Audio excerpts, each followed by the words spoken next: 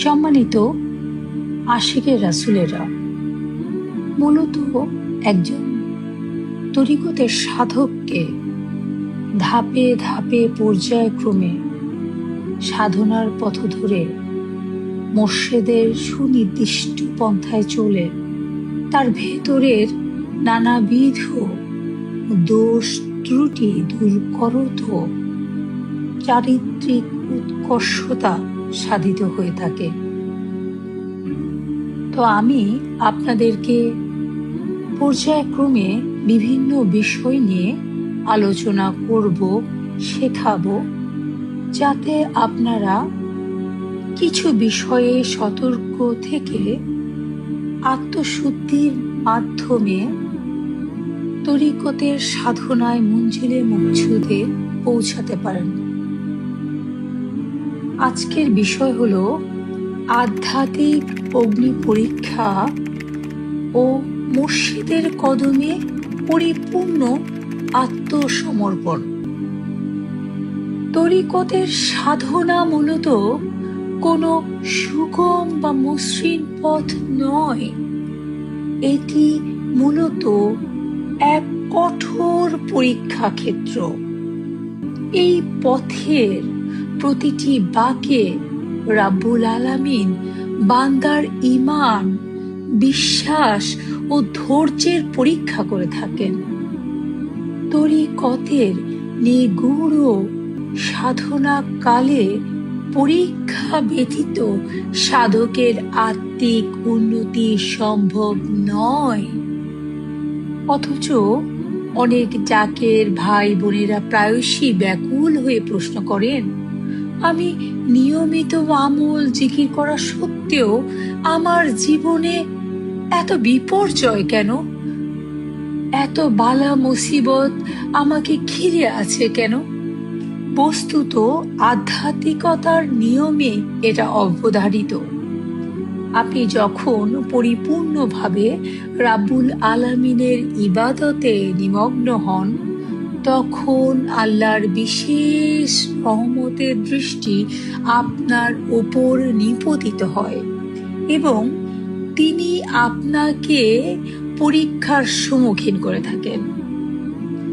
এই প্রসঙ্গে পবিত্র কোরআনে রাব্বুল আলামিন ইরশাদ করেন, মানুষ কি মনে করে যে আমরা ঈমান এনেছি? বললে তাদেরকে পরীক্ষা না করে ছেড়ে দেওয়া হবে? সূরা আল আনকাবুত আয়াত 2।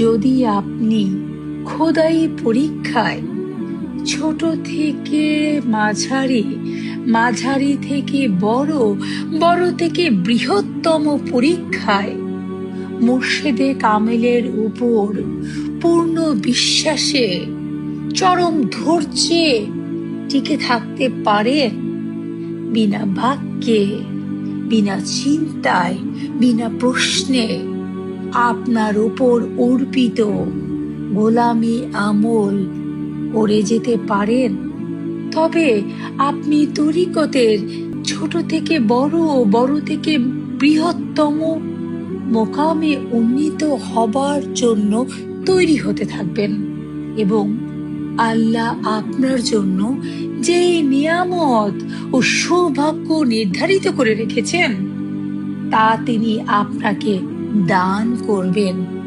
মনে রাখবেন, সেই দান পাবার পূর্বেই আপনাকে বারংবার ওই বিষয়ে যোগ্য ব্যক্তি কিনা তা পরীক্ষা করে নির্বাচন করা হবে।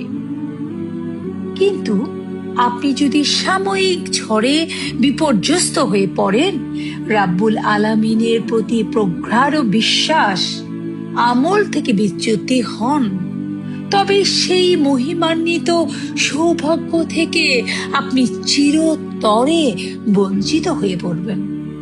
মনে রাখবেন, সাধনার পথে আপনার আমল, আপনার গোলামির গভীরতা যত বেশি থাকবে, আপনার স্যাক্রিফাইস যত বেশি থাকবে, আপনি যত বেশি আত্ম উৎসর্গকারী হবেন, তত বেশি পরীক্ষার পরিধিও বিস্তৃত থেকে সুকঠিন হতে থাকবে, ক্ষুদ্র থেকে বৃহৎ, বৃহৎ থেকে বৃহত্তম। সেই চরম মুহূর্তে যদি কেউ ধৈর্য হারিয়ে পড়েন, প্রলোভনে পড়ে যান, ক্ষুব্ধ হয়ে যান, কিংবা জাগতিক মোহ মায়ায় চোরাবালিতে আরামে ভোগ বিলাসে লোভে পড়ে সাময়িক স্বস্তির কথা চিন্তা করে পিছপা হয়ে পড়েন, মনে খটকা যদি লাগে, আমলে যদি ত্রুটি করেন, আশেপাশের বিভিন্ন নফসের ষড়রিপুর দ্বারা প্রভাবিত মানুষগুলোর দ্বারা আপনি যদি প্রভাবিত হয়ে পড়েন, করোনা ভাইরাসের মতন আপনার ইমানেও তখন ভাইরাস ধরবে। কখনো সাময়িক স্বস্তি, সাময়িক শান্তি, সাময়িক প্রলোভন আপনার অন্তরকে মোহগ্রস্ত করে ফেলে, যার দরুন আপনি এই ক্ষণস্থায়ী আরাম, ক্ষণস্থায়ী প্রলোভনের অন্তরালে কত বড় নিয়ামত আপনি যে অর্জন করতে পারবেন।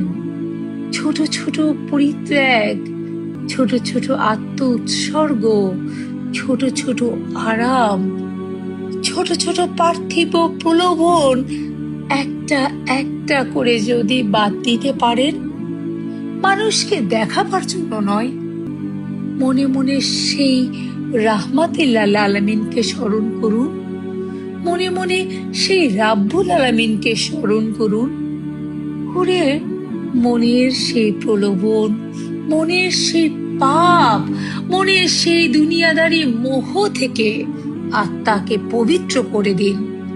যে কাজ করলে দয়াল দরদি মুর্শিদ কেবলাজান জাহেরিতে থাকলে কষ্ট পেতেন, রাহমাতুল্লিল আলামিন যে কাজ পছন্দ করেন না, রাব্বুল আলামিন যা নিষেধ করেছেন, সেই বিষয়ে সর্বদা সতর্ক থাকুন। মনকে পবিত্র রাখুন, মনেও এমন কিছু চিন্তা করা যাবে না যা রাব্বুল আলামিন পছন্দ করেন না।